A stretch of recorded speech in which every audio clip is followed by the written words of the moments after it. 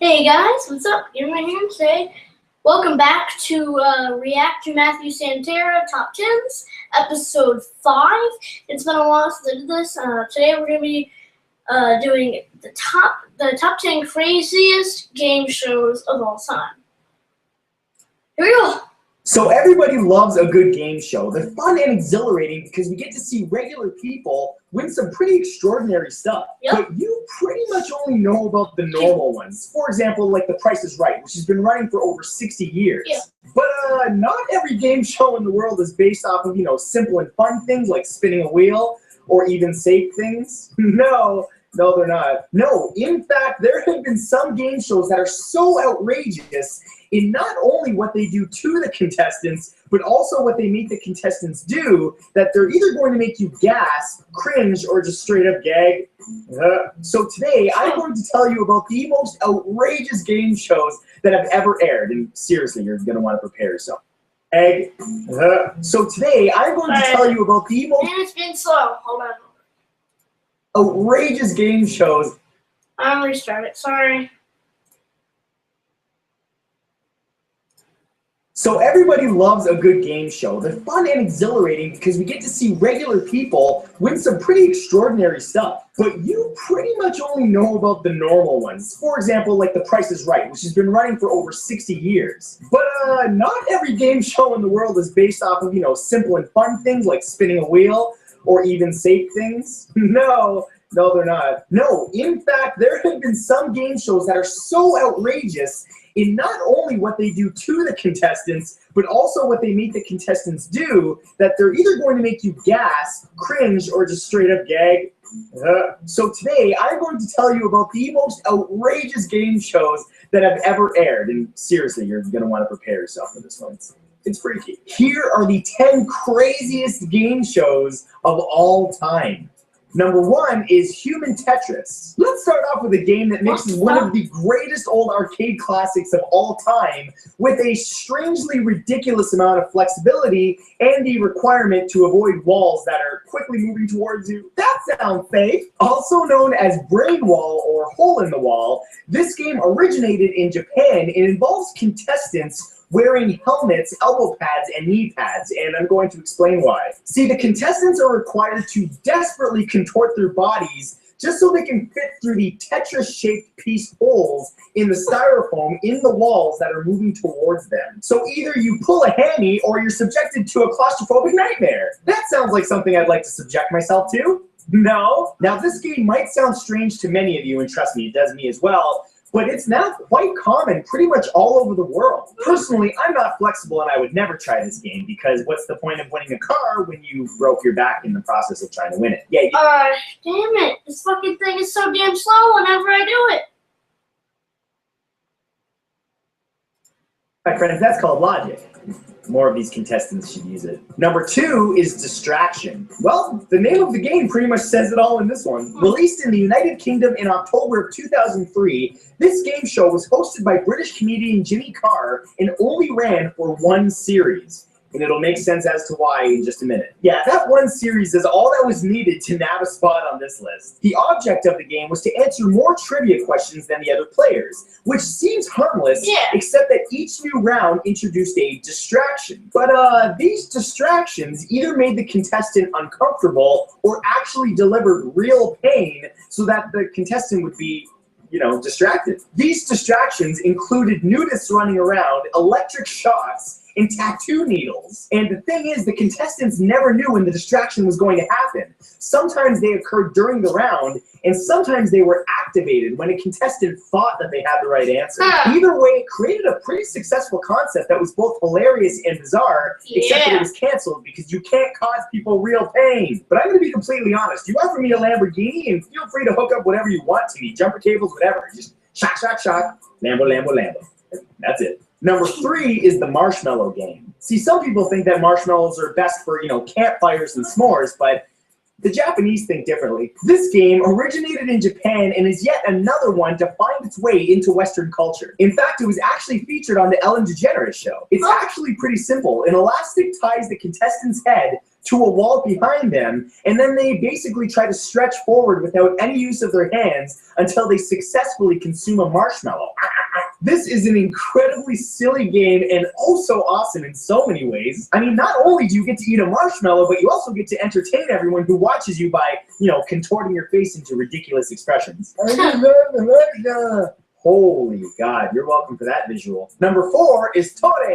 And on to the dangerous one. Another game invented in Japan. This is basically the real-life version of the games that were played in the soft films. Yeah. Just like many simpler trivia shows, the game requires you to answer trivia questions.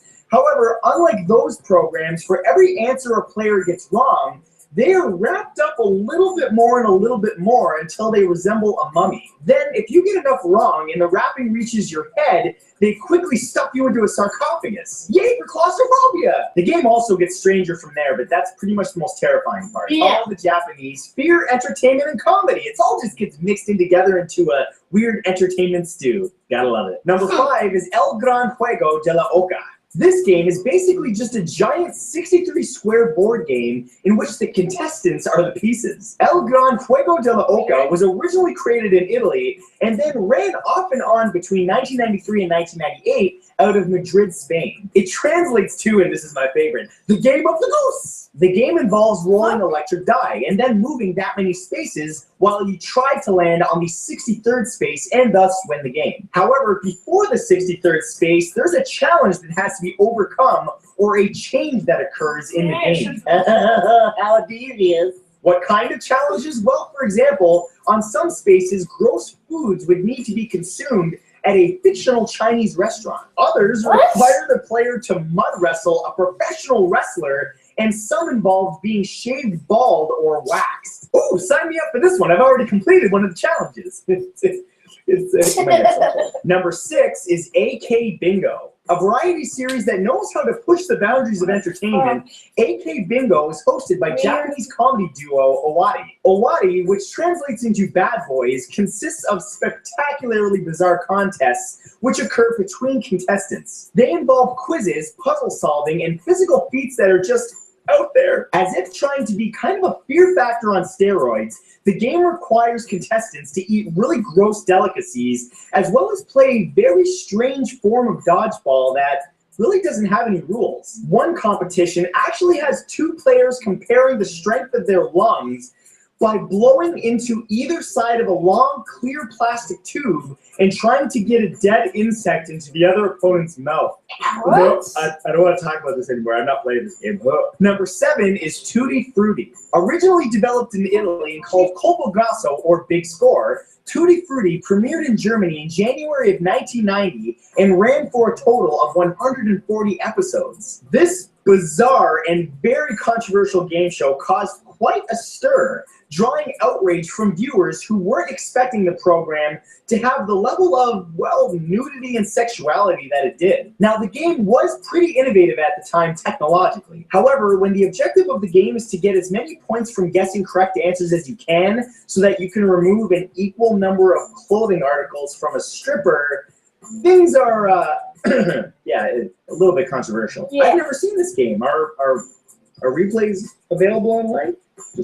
I'm asking for a friend. Number 8 is Don't Forget Your Toothbrush. On air for only 2 seasons between 1994 and 1995, Don't Forget Your Toothbrush originated in the United Kingdom. But over the next 6 years, it was recreated in 14 other countries. So I think it's pretty safe to say that it was popular. What was unique about this game is that every member of the studio audience who attended tapings of the show were instructed that they had to bring with them their passport and a packed bag. Additionally, they had to be certain that they had the next week off of work. Why so much preparation? Well, because contestants were picked randomly from the audience, and instead of their prizes being awarded weeks or even months later, they actually received their prize, always a vacation, immediately. Like, right now. So in other words, if you won a trip to Jamaica, you were on a plane that night. The producers felt that part of the fun of the show was the insanity that, at the drop of a hat, your plans just changed. That is absolutely insane and a lot of fun, but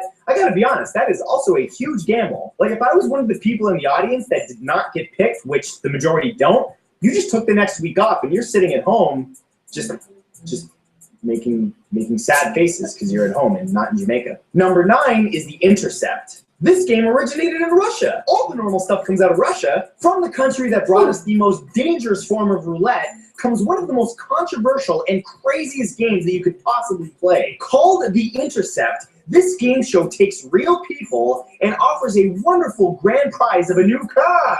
Well, that's not so crazy, Matt. How do we win the car? I'm glad you asked. You have to steal it. Seriously, you have to steal it. Not only that, you have only 35 minutes to steal the car and manage to escape the real police officers who are trying to catch you. That's not so bad. If I don't win, I don't win. Nah, it does not work like that, because if you are caught, you are for real arrested. Incredibly, despite the fact that most contestants do lose the game and thus find themselves in custody, people still sign up to play. Only a few people have ever actually won the car, and that's quite the risk to take. In Soviet Russia, game show play you. Nah. And number 10, Candy or Not Candy. I find the title of this game disturbing. Well, we can't close out this list without looking at a game show that's designed for teething infants, but it's actually played by confused adults. That's right, it's the show that answers the question, what would it be like to eat my bedroom door handle? What? It's Candy or Not Candy. I don't like to guess what goes in my mouth. This game consists of cakes and chocolates that are made to mimic everyday objects. Contestants, most of them Japanese celebrities, big surprise, must determine which items are what they appear to be, and which ones are simply confectionery clones. But how do they do this? Well, they've got to do it by immediately trying to eat the item. That's that big of teeth. As you could imagine, this results in some pretty ridiculous moments, you know, of people eating things that they shouldn't be putting in their mouth. Fire poker. Speaking of games, I want to give a big thanks to my friends at PokerStars for sponsoring this video. They just launched the Spin and Go Cristiano Ronaldo edition. It's a really fun game that's completely free to download and play. And you can win real prizes like a supercar worth up to $450,000 in value. It's a fast, easy game of poker that, unlike the games on this list, makes a lot more sense. So be sure to click the link in the description to check it out. Again, it's free to download and play. I really think you guys are going to enjoy it, so give it a try. It's a lot of fun, and like I said, you can win some really cool stuff. So click the links in the description below and have some fun. If you guys enjoyed this video, or even got a couple giggles, thanks for watching. I'll see you guys in the next video. Bye-bye.